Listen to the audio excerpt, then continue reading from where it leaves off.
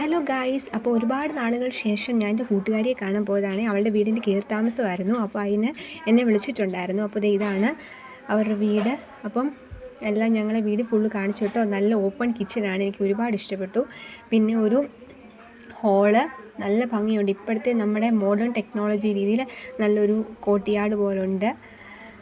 അപ്പോൾ ഒരു 3 ബെഡ്റൂം.